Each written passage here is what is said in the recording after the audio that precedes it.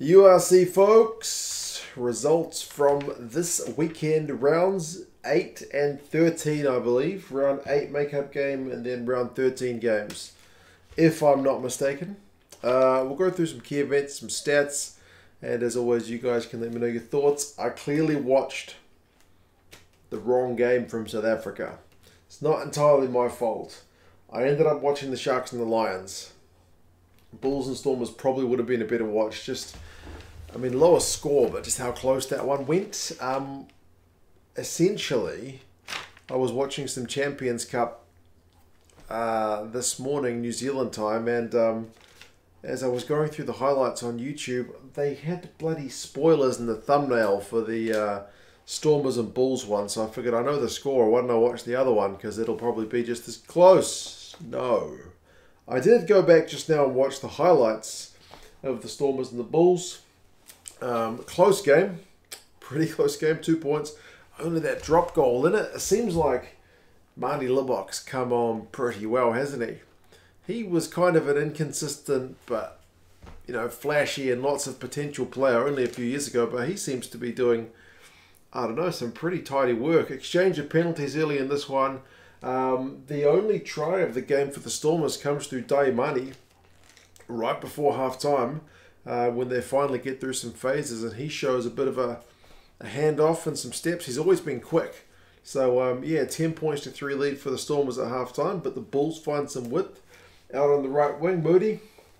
So, yeah, 10 points apiece. Stormer kicks a couple of penalties. 16-10 is the lead, and then Willemse with that drop goal. Speaking of guys who maybe get a little bit of stick for being a bit inconsistent, nice drop goal, taken at the right time as they were knocking on the door. So 19-10 lead. That's a 2-score lead. It proves enough, but there's a weird, you guys might have to explain it to me, a weird end to this game where on like 72 minutes, Arendse is tearing down the left wing. Daimani kind of clocks him in the head, kind of, and then he gets put into touch. Ref says it's a yellow card, but no penalty try. And, I mean, the Nokia would have gone on to score it, but they said there's a knock-on, I guess, in the tackle from Arendse. So, yeah, Daimani gets carded. The Bulls go for a maul anyway, and it ends up with a try through Elric Lowe. But, yeah, it was just a bit of a weird kind of officiating process. Even from the highlights, I could see that one was a bit bizarre. So, yeah, 17 points to 19, but that's all she wrote. So, yeah, good win for the Stormers at home. That'll certainly I rip this piece of paper out, which has got the final standings on it under my laptop, helpfully. Yeah, do their standings. No harm, because the Stormers are in 5th. The Bulls are in 8th, which is what I had written on that paper, which was under my laptop, which is not the best place for it. But, yeah, stats-wise, the Stormers had 52% possession and 56% territory, so they edge those numbers. But a lot of knock-ons. Daimani, I think, seemed to be pretty dynamic. At least the stats show that. The Bulls, I think, will be particularly disappointed with the defense. I mean, the Stormers' tackling percentage is 90. The Bulls is at 75. And, like, so many of the Stormers players rack up defenders beaten, like more than normal. Daimani's got 5. Dion Ferry has 4. He seems to be having a good go, but he's always been a good player, but he doesn't seem to be aging. He's still not slowing down. Nell has 4. Willemse has 4, so too many defenders beaten. That'll be what burns the Bulls guys, I think, as they go through the review. Elric Lowe, though, 13 from 13 tackles. That's not a bad shift. So, yeah, losing bonus point for the Bulls. As I mentioned, they are in 8th. So still a wee bit to go in the season. Neither side is guaranteed anything just yet. But, yeah, seemingly a good game. I wish I hadn't been spoiled to it. The second game is the one that I watched from South Africa. Wet. Very wet in Durban. I was looking, where's the crowd? And then I saw the ball hit the pitch for the first time and water just splashed up out of the ground. And I was like, oh, it's like torrential rain over there. So a lot of people are either probably hiding up in the stands where it's covered or they've just stayed home. It seemed pretty miserable. And I don't know, man, it was a lot of knock-ons in this game, but the weather was legit horrendous. The Sharks get the first couple of tries early. Grobler and Buthelezi. Buthelezi is like man of the match, surely. I don't actually stick around long enough to see if he was man of the match, but he should be, because he was into a bit of everything. So 14-0 lead after about as many minutes. I think Hendrickson had a little chip over for one of the tries, so it was a cracking start, and the Lions weren't helped by the fact they had a yellow card through Yanni Duplessis for a kind of dumb tackle off the ball. So, yeah, not doing themselves any favours, although the Lions did hit back with a penalty to at least kind of keep it close. Sharks kick a nice 50-22. Kevin Bosch, I think his boot was more accurate than a couple of weeks ago when I watched him and he was all over the shop, so that was pleasing. I think he mucked up one kick for touch, but otherwise he seemed kind of more on the money this time. But yeah, man, halftime at 17 points to 3. The Lions really struggled to exit at times. They were just under horrendous amounts of pressure. Second half, there's a Sharks maul try that comes from a Bosch. 50-22 pretty much directly, so it's 27-3. The Sharks get the bonus point 1. Yeah, Mbonambi gets 1, Notcher gets 1. So yeah, man, they were just relentless. The forwards especially, and it's an interesting one because I've been watching the Lions in recent weeks and they've been chucking around like mad. And they've been looking in really good form, but maybe this was just a perfect storm of conditions not suiting the way they play, and that Sharks forward pack just being, pretty beastly. I think the Lions did win like one scrum penalty at one point, but it was more things going the other way for the most part. They did get a consolation one with a little chip over of their own to make it 34-10, but yeah, ultimately the Sharks way too good. Way too good in this one. Stats wise, the possession's pretty tight, but this the Sharks territory 58%, so they really did control that aspect.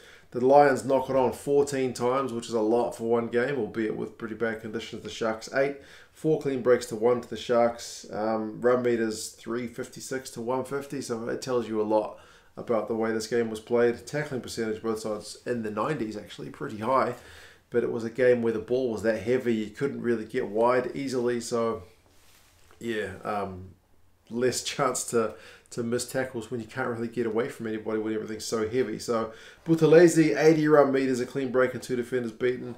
Horn for the Lions, the flanker, 10 from 10 tackles. So yeah, some good individual performances, but a bit of a miserable one just in terms of the weather and whatnot. But I mean, certainly no complaints about the Sharks game. But honestly, if I'm going to watch a game, I probably would have chosen that one just about the drama at the end. But either way, good win for the Sharks. Sharks are in 6th. The Lions are in 12th. So their season's pretty much done. But there's still some games to go.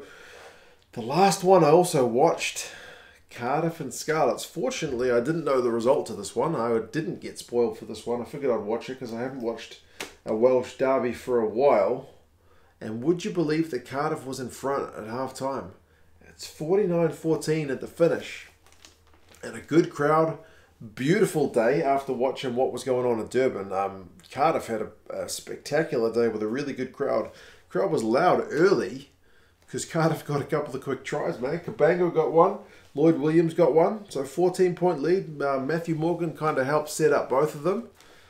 Happy days for the Cardiff crowd, but as we say here in NZ, it kind of goes to custard. Yeah, the second half especially. I mean, there's one through Shingler at the end of the first half, and to be fair, Scarlets had a pretty big period of pressure building to that try, so it was coming for a while. And then second half, Liam Williams gets one. That one was McNichol with a pretty sweet offload, and then it goes from bad to worse for Cardiff because Evans gets a high tackle yellow card, and then there's a Scarlets kind of penalty try, and that one's a double yellow card, so it's 7 points, a yellow card, it's 15v13, and man, sure enough, the Scarlets punish them, so you end up with Liam Williams getting 2, Dan Davis getting 1, Tom Rogers getting 1, there's a penalty try in there. Like, the second half is legit. The commentator said embarrassing, and it was pretty tough. I mean, the Tom Rogers one was a bit of a gift just kind of a pass to like Matthew Morgan's feet. He's not the biggest guy anyway. If you're chucking it at his feet, you know it's too low. Jonathan Davis's one was straight after that was pretty soft. But I mean, yeah, what are you going to do? So yeah, 49-14, big bonus point win for the Scarlets boys. They were in 9th, and in terms of the Welsh teams, they want to finish top of them, I think, for European qualification, right? So that's a pretty big win for the Scarlets. Cardiff are way down to 14th. Run meters finished 426 to 554. Scarlets edging that. Yeah, a lot of running in this game. It was pretty end-to-end stuff at times, although more down the Cardiff end as the game went on. Possession, Scarlets 64. Territory, Scarlets 66. So dominant. Yeah. It speaks to the way the scoreboard ends up. Matthew Morgan, though, 105 run meters, a clean break and 4 defenders beaten. Proper good attacking stuff, but 3 from 6 tackles. He won't look back on that fondly. 3 turnovers conceded. One of them will be that one that they chucked at his feet, so that's not really fair, but there you go. Liam Williams, 72 run meters, a clean break, 3 defenders beaten. McNichol went off injured. There was a few guys who went off injured, actually, in this one. Ryan Elias took a bit of a shiner. There were some others, but yeah, overall, entertaining, but ideally a bit closer than that. But at least there was a comeback, second half. I don't know. There you go. URC results for weeks, what did I say? 8 and 13. And then next week we've got a week 10 match between the Scarlets and the Dragons, which needs playing. I think that's the only game on. So, yes, we're finally starting to clean up the way the URC is looking after a messed up way the initial rounds went with all the Omicron stuff. So at least they've managed to kind of get all their ducks in a row, and it's starting to all come together just at the right time. Right, I better go to bed because it's like almost midnight. You guys take care of yourselves, and I will talk to you guys again soon. See you later.